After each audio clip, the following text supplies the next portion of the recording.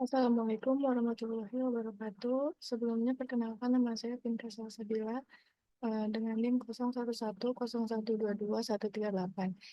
Di sini saya akan menjelaskan mengenai final project di ENF Academy dengan program Codeless Data Science. Judulnya itu identifikasi buku favorit pada platform Goodreads menggunakan metode clustering dan klasifikasi. Sebelumnya ada anggota kelompok dulu.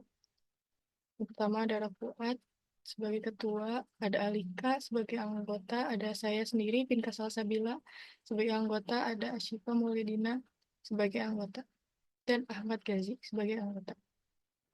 Alasan pemilihan dataset itu ada 4. Yang pertama, ukuran dataset besar dan menyediakan informasi lengkap untuk setiap buku, termasuk nama buku, penulis, rata-rata peringkat, jumlah peringkat, dan skor di platform Goodreads.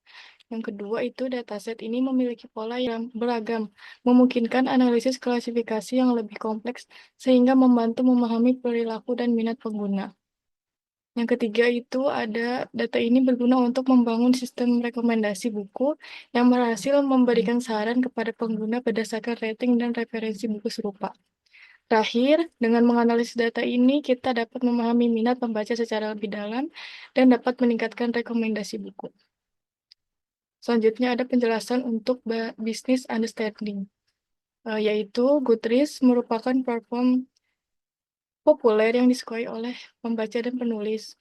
Banyak buku yang telah diulas oleh para pengguna, tetapi banyaknya buku yang diulas sering membuat pembaca kesulitan memilih buku sesuai dengan minat mereka. Selain itu, penulis juga ingin memahami nih popularitas mereka dibandingkan dengan penulis lain. Di sini kami menggunakan dua algoritma, yaitu clustering digunakan untuk membantu dalam mengidentifikasi pola label dalam mengelompokkan buku, dan algoritma KNN digunakan sebagai solusi efektif untuk merekomendasikan buku kepada pengguna berdasarkan kesamaan dengan buku yang telah mereka beli nilai. Lalu hasil analisis pada platform Goodreads tidak hanya membantu pembaca menemukan buku yang sesuai dengan minat mereka, tetapi juga memberikan wawasan kepada penulis mengenai posisi mereka di pasar. Hal ini memperkuat ekosistem pembaca dan penulis dengan memberikan informasi berharga untuk pengambilan keputusan. Selanjutnya ada penjelasan untuk business understanding, bagian tujuan dan manfaat. Pertama, tujuan yaitu mengidentifikasi pola label untuk mengelompokkan buku. Lalu yang kedua, mengidentifikasi buku yang banyak disukai berdasarkan rata-rata rating. Lalu manfaatnya membantu para pembaca melihat rekomendasi buku yang ingin dibaca. Selanjutnya ada penjelasan untuk alasan pemilihan metode. Yang pertama itu karena data tidak memiliki label, maka kami menggunakan metode clustering untuk membantu pengelompokan dan menentukan labelnya. Lalu yang kedua, KNN salah satu algoritma klasifikasi yang paling sederhana dan mudah dipahami. Algoritma ini cocok untuk masalah klasifikasi dengan pola data yang beragam atau tidak linear. Dengan data yang telah diolah pada clustering, kemudian akan diolah lagi untuk pengelompokan sesuai kategori. Lalu yang terakhir, KNN mampu menganalisis data dengan banyak fitur atau atribut. Hal ini memungkinkan KNN untuk memberikan hasil klasifikasi yang lebih akurat dengan mempertimbangkan berbagai aspek dari data. Lalu penjelasan rumusan masalahnya itu ada dua. Yang pertama, bagaimana cara mengelompokkan buku berdasarkan rating dan popularitas yang ada di platform Goodreads. Yang kedua, bagaimana algoritma dapat membantu mengidentifikasi penulis populer berdasarkan ulasan buku. Nah, ini adalah penjelasan data untuk data understanding.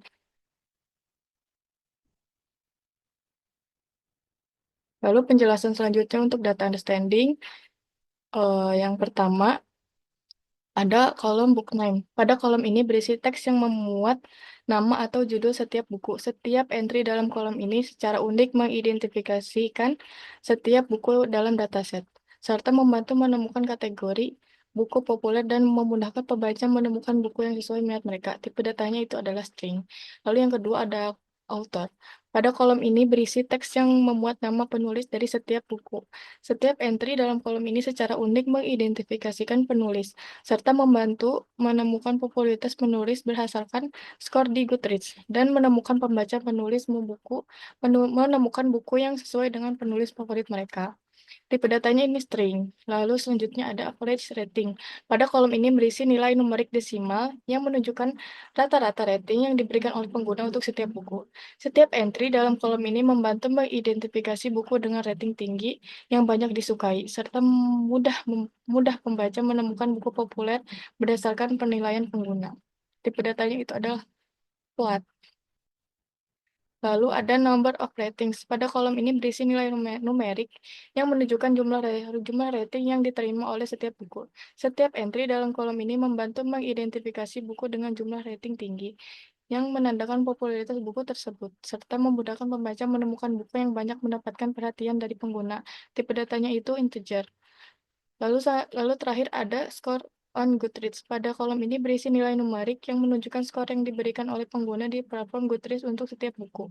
Setiap entry dalam kolom ini membantu mengidentifikasi popularitas buku berdasarkan penilaian komunitas Goodreads, serta memudahkan pembaca menemukan buku dengan skor yang tinggi, banyak dihargai oleh pembaca lain. Tipe datanya itu integer. Ini adalah tampilan workflow untuk clustering. Dimulai dari CSV Reader.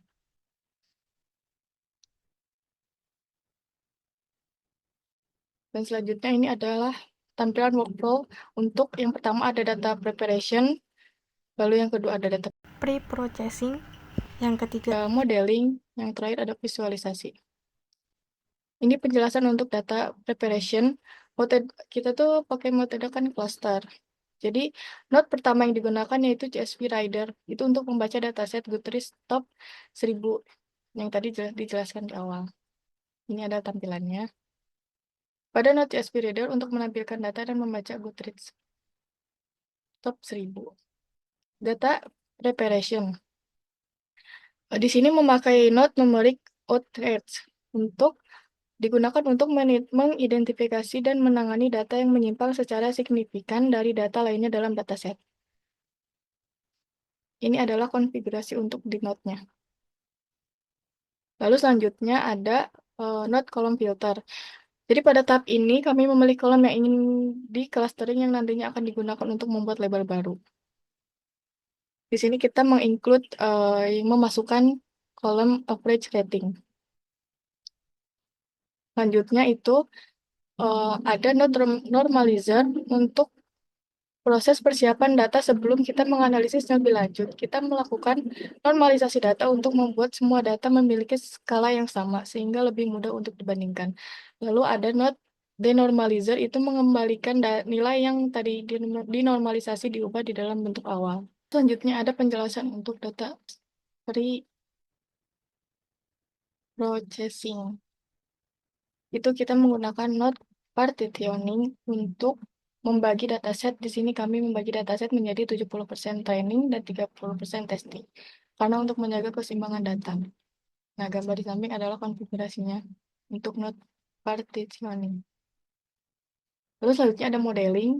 Di sini menggunakan node optimize commands, yaitu untuk menentukan jumlah cluster K yang paling sesuai dan menilai seberapa baik data dikelompokkan ke cluster.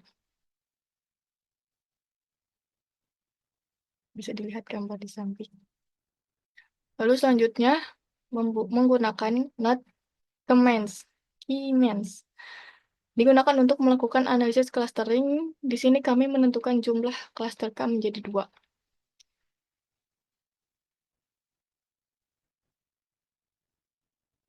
Lalu selanjutnya kita menggunakan node cluster assigner. Itu untuk menetapkan cluster yang telah dibentuk sebelumnya menggunakan node keymands. Hasil dari proses clustering ini nanti akan kami gunakan untuk acuan membuat label baru. Lalu selanjutnya ada evaluation. Di sini kita menggunakan node rank correlation. Digunakan untuk mengukur tingkat korelasi antara dua kaliber beranking. Lalu selanjutnya kita menggunakan bar chart. untuk menampilkan distribusi frekuensi kategori dalam dataset. Pada gambar di samping menunjukkan grafik hasil dari proses clustering. Sini ada dua. Nah, ini untuk metode klasifikasi. Yang pertama itu kita menggunakan CSV Rider untuk membaca file Goodreads Top 1000. Lalu menggunakan Node Statics View untuk melihat statik data dan apakah ada data itu memiliki missing value atau tidak. Lalu selanjutnya menggunakan Node Rule Engine. Di sini kita membagi ada dua, yaitu yang like atau yang dislike, yang disukai atau yang kurang disukai.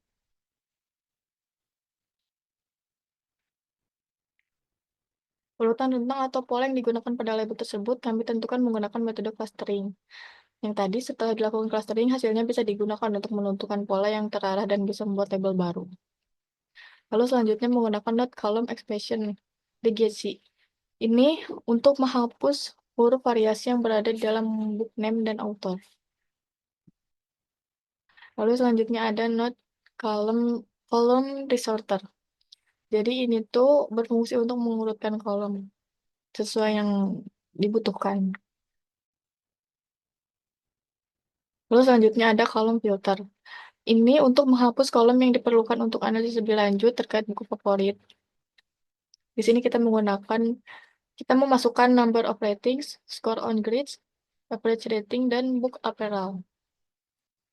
Lalu selanjutnya kita menggunakan node partitioning. Jadi ini untuk membagi dataset training dan dataset test. Di sini kami membagi nilainya sama 70% data training dan 30% data testing. Ini ada gambar di samping untuk konfigurasinya. Lalu selanjutnya eh, kita menggunakan node normalizer untuk mengubah nilai-nilai dalam data sehingga berada dalam rentang yang sama. Lalu selanjutnya disambung menggunakan node normalizer itu untuk menetapkan aturan normalisasi yang sama ke data baru agar sesuai dengan data sebelumnya. Di sini menggunakan node normalizer apply. Maaf. Lalu selanjutnya menggunakan node untuk modeling kita pakai Kner's Neighbor atau KNN. Untuk menentukan nilai K pada setiap dataset, di sini kami menentukan nilai K, jumlah tetangga terdekat yang akan dipertimbangkan ketika membuat prediksi. Menjadi satu, karena pada K, satu menghasilkan prediksi yang terbaik daripada K yang lain. Ini adalah gambar di samping untuk konfigurasinya di Node KNN ya. Nah, ini adalah hasil evaluasi yang kami menggunakan Node Scorer. Hasil di atas menunjukkan untuk kategori buku favorit dengan akurasi 99,35% dan error 0,65%. Model ini menunjukkan kemampuan prediksi yang sangat baik. Selanjutnya menggunakan Node ROC Curve. Di sini digunakan untuk mengevaluasi kinerja model klasifikasi dengan membandingkan true positive rate TPR dan false positive rate FPR pada berbagai threshold. Evaluasi ini berfungsi untuk membantu dalam memilih model terbaik berdasarkan AUC yang lebih tinggi. Pada gambar kurva hijau menunjukkan hasil yang sangat baik dibandingkan hasil yang lain. Hasil yang lain karena AUC di berada di atas titik dasar.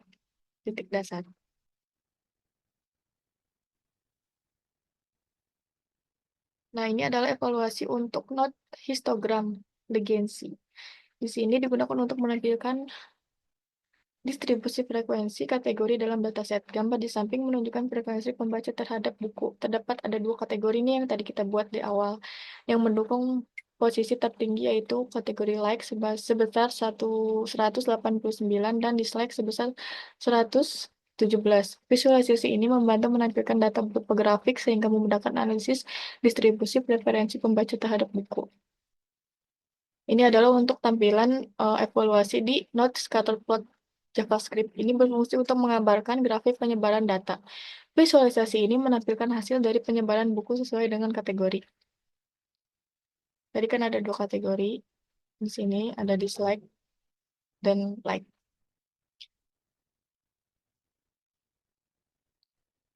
Gambar di samping ini menunjukkan hasil dari metode klasifikasi yang telah kami kerjakan. Lalu selanjutnya ada penjelasan untuk deployment. Yang pertama, itu diharapkan ke depannya bisa mendapatkan fitur-fitur lain seperti genre buku dan tahun terbit, dapat memperkaya analisis dan menghasilkan rekomendasi yang lebih profesional. Yang kedua itu ada meskipun algoritma KNN memberikan hasil yang terbaik, sebaiknya dipertimbangkan kembali nih untuk penggunaan algoritma lain seperti SVM atau metode lainnya untuk membandingkan hasil dan mungkin meningkatkan akurasi.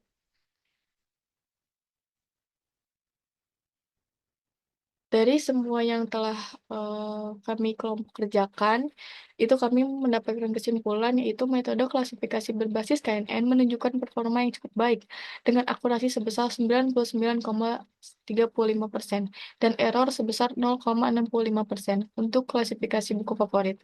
Hal ini membuktikan bahwa data dan fitur yang digunakan memiliki kualitas yang tinggi untuk mendukung analisis ini. Hasil ini memberikan manfaat signifikan bagi pengguna Goodreads. Pembaca dapat menemukan buku yang sesuai dengan preferensi mereka dengan lebih cepat, sementara penulis memperoleh wawasan berharga tentang pasar karya mereka, yang dapat digunakan untuk merancang strategi pemesanan yang lebih efektif ke depannya. Lalu, ada saran untuk ke depannya, analisis analisis ini dapat ditingkatkan dengan menambahkan fitur seperti genre dan tahun terbit, karena kedua faktor ini berpotensi memberikan insight yang lebih mendalam tentang tren, pembaca, dan referensi karya berdasarkan waktu. Sekian terima kasih, untuk perhatiannya. Mohon maaf bila ada kesalahan. Wassalamualaikum warahmatullahi wabarakatuh.